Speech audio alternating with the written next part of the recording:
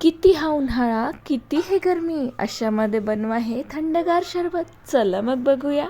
तुम्हाला वाटत असेल हा पुदिना फ्रेश कसा? मी गडव्यामध्ये पाणी भरून त्यात हा पुदिना ठेवला आणि याला फ्रीजमध्ये झाकून ठेवलं. त्यामुळे अगदी फ्रेश आणि टवटवीत. चला मग रेसिपी बघूया. सगळ्यात आधी इथे मी ताजे पुदिन्याचे पानं घेतलेत. त्याचसोबत एक लिंबू घेतला आहे. सोबत इथे मी 3 ते 4 चमचे सब्जा किंवा तुळशीच्या बिया भिजवून घेतल्या. त्याचबरोबर घेतला आहे जलजिरा मसाला, काळं मीठ, साधं मीठ आणि पिठी साखर. सगळ्यात आधी मिक्सरच्या भांड्यामध्ये आपण आपले पुदिन्याची पानं घालूया.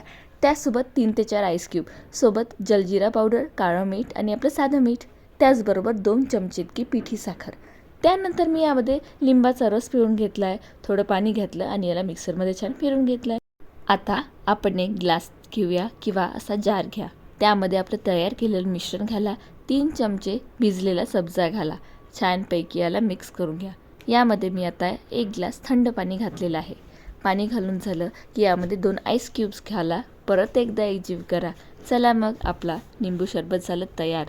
चला मग चॅनलला सबस्क्राईब करा. पुढच्या रेसिपीज बघत राहा.